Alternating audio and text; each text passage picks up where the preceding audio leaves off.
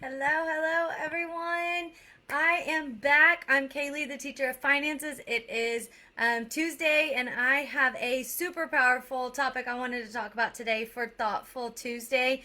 I missed out on Friday and Monday, and I felt like so bad about it because, oh, my phone is giving me notifications on Instagram. All right, here we go. But it's so unusual because I'm so used to bringing grateful, crazy things to you guys, hopefully valuable things to you guys. So if any time, you're watching this and you find value, please let me know because I love doing this and I really miss being with you guys on Monday and Tuesday.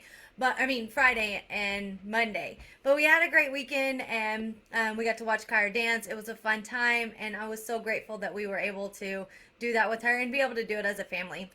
So today we're going to talk about the odds. If you're watching live, if you'll drop me a 1 in the comments, that would be awesome. If you are catching this afterwards, if you'll drop me a 2 in the comments, that would be great. I'm going to turn off my Instagram live because it's being weird and it's distracting me. So we are going to just do live on Facebook today. So here we go. So do you feel like the odds are against you? Okay, well, newsflash, they're not. And so I may, push some buttons today with some of the stuff I'm going to come at you guys, but I feel like it's super important because I have literally heard this 4 times today and none of it was intentionally aligned. So I listened to a podcast this morning and Rob Dial was talking about the odds and when bad things happen in your life. Then my coaches, Eric and Jen, were talking about the same thing in our 9:30 meeting. And then our founder of our organization, Paul, he started talking about it. Later that morning, Colton sent me a podcast from Trent Shelton, and he was talking about the same thing. So I just said, you know what? That's what I'm doing my live over today. And it's going to be the odds. Are the odds against you? No, they're not. How many times do you hear people say, I can't lose weight, my family has a weight problem. I can't have that job because I didn't grow up in the right family or the right neighborhood. I can't make more than $50,000 a year because I didn't go to school. I grew up with drug addict parents, so I don't know how to get myself out of this situation that I'm always surrounding myself with these people. Newsflash. Are you breathing right now? If you're breathing right now, type yes in the comments. Because if you're breathing right now, then you can. You can do anything that you want to. All I hear in those statements, in those comments is, I don't want to. I don't have the work ethic to do it. I really don't care enough to do better for myself. That's what I hear. And when I say that, I have a story. Everyone has a story. But my one of my mentors, he's the one that's the founder of the group that I work with, he went through crazy things. He had repossessions of his house, foreclosures on his house, repossessions of his car. He was an alcoholic, all kinds of crazy things, and he's a millionaire. But what did he do? What set him apart? What made him different was his mindset. So the odds aren't against you. Your mind is against you. That's exactly what is holding you back. It's 100% your mindset. So many times we get knocked down, then we just don't get back up. We just stay down. When we feel like we're tired, we have to keep pushing. And majority of the people give up right before their breakthrough. So many times people are so close to that breakthrough moment in their life and they just throw in the towel and they quit. So why do we keep doing this every time life throws us a curveball? If you go and research all the different people that are successful, they've had to try over and over again. Michael Jordan didn't even make the junior high basketball team. And he ended up being one of the best basketball players ever, for crying out loud. I mean, it doesn't come easy. If everything came easy, it wouldn't be worth it and everybody would have it. So Jim Rohn made a statement. If you've ever listened to Jim Rohn or read any of his stuff, he's amazing. But he had made a statement that said, for things to change, I need a change. And this probably, like I said, hurts some people's hearts and feelings or thinking, dang, she's on it today. But I feel like we all need to hear this at some point in time in life. Your mind is your biggest problem, not life. You have to learn how to battle the hard times and keep pushing. You become successful when you start accepting the roadblocks, maneuvering around them, and finding a way to strive regardless of your circumstances. So if you really want to make a huge difference in your life and your family, then you have to be strong and you have to be uncomfortable. Your capacity is a state of mind. So if you're constantly putting yourself in situations, and I say uncomfortable, I'm not saying unsafe, but pushing yourself to your limits, putting yourself in situations that are not always comfortable. If you want to lose weight, you know that going to the gym and working out is not going to be comfortable. It hurts. It hurts your body. It hurts your muscles. But that's what you have to do to get where you want to be. And there's so many times in life that we do not do that. We hit that roadblock of being uncomfortable and we don't like how it feels, and we instantly just say, oh, I'm good, I'm backing up, and I'll just keep doing what I'm doing. We only do what we think we can do. So if you're going through life struggles and you're telling yourself you can't do it, then you're not going to do it. But not because you can't, it's because you won't. And that's what it boils down to. It has nothing to do with that you can't do it, because there's many people in this world that have been through so many different things, so many different struggles and life lessons, but they still came out on top. Maybe you're good at this. Maybe you have faced enough types of situations that you've learned how to overcome them and how to maneuver around and change the circumstances or change your mindset. But have you thought about your children? Have you thought maybe how different your life would be if you would have learned these lessons at a young age? So if you started thinking this way as a child versus having to learn it as an adult, like for myself, I know that would be super powerful. But as a child, a lot of people don't understand mindset and things like that. And so we teach our kids certain things and we do different things with our kids, but we don't teach them how to actually face struggles.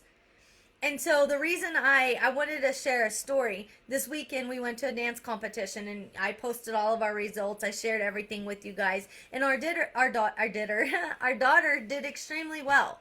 And she did very well, and of course we're super proud of her. And she was super excited about how she did. And it seems that each year she gets better and better. She gets that confidence to be on the stage and everything. But throughout the year, we make it a point to make sure that she knows that she's in control. Now, of course, there's certain things she's not in control of, but when it comes to like her solos, I tell her all the time, that's all you. So if you want to win, then you're the one that's in control of that. And so I always make it a point that when you walk off that stage, and I probably say it to her like 10 times on the weekends that we're at dance, but when you walk off that stage, if you gave it 110%, then you can't be mad at yourself regardless of what the judges do. If you know you did your very best, and even not just on the days that she dances, but in all the off times. So when she comes home from school, she plays sports, volleyball, basketball. She's running track now. And then of course she dances every day after school. But she comes home from school and almost every day or, every other day, I'm like, hey, have you done your solos lately? Yeah, I'm going to do them. So we get to the competition and the competition we went to was sold out. And the stage that they had to do some of their solos and their duets on was different than the main stage. And every time we went to a competition, she's danced on a main stage. And if you've ever been, or if you could see the pictures, it's kind of dark in the room, and they really can't see the judges. They can kind of see the silhouettes of them, but they can't see the judges.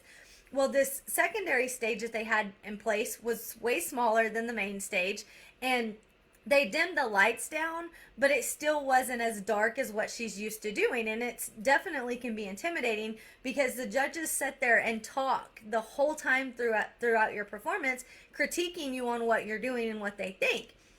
And as soon as she got there, she's like, Mom, she's worried about it, And so I just told her in that moment that you don't have control over what's happening and where you have to dance. What you have to control is yourself and your emotions. And if you beat yourself down over these circumstances, then you're not going to be focused on what you're here to do.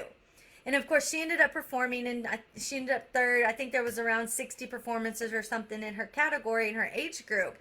But later on that weekend, after everything kind of settled, she said, Mom, what do I have to do to get first place? I want first place in my solo. And she says that because she's had a solo for a couple of years, and she tends to get like second and third most of the time. She hasn't actually got first. And so in her, like she's been saying all year, I'm going to win with my solo. I'm winning with my solo. And I just explained to her that it's a mindset thing. It's taking those circumstances you're in regardless of it and being able to do what you know you're there to do. And so as parents, teaching your kids that excuses are not going to get you ahead in life. There's always going to be circumstances and situations that don't work in our favor. It happens all the time. But how do you handle them? So how you handle them is going to make or break the situation. And so the last couple points I wanted to talk about was, what decisions are you making? If you're making these decisions are you making these decisions because they're easy? If you are, then think about it like this. Every time you make a choice to take the easy route, you are looking at the better version of yourself and saying, sorry, I don't have time for you today. That was super powerful. My coaches, I think, said that yesterday, and I was like, wow. So every time you take that easy route, you're telling yourself, sorry, I don't have time to do better for myself or my family or my future. The odds aren't against you. The cards are not stacked in someone else's favor. And usually, if the cards are stacked in someone else's favor, they end up losing the whole match because they've never been pushed their limits and they don't know how to handle it. Be proud of the hard stacked cards. Be proud of your struggles and your hardships. Use them to be legendary. And stop wishing your life were easier. Start wishing you were better. When you start wishing that you were better and you start telling yourself that you're going to do better and you're going to be better, life will change dramatically. So I kept it super simple and short for you today, guys. I hope that you took some value out of this. I hope that you can relate it to life. Maybe if you're going through some struggles right now, you find some usefulness in this video and you can relate it back to what you're going through and help you through the situations you're in. If you got any value out of this, if you will pretty please comment in the section value or in the comments value. And if you know someone that needs to hear this, then send it to them, please. All my stuff is public, so you can always share my stuff. So please send it to them and just share it if it resonated with you or you got anything out of it. I hope you guys have a wonderful Tuesday. I'm back on schedule this week, so I will be back tomorrow for Wellness Wednesdays. And see you guys later.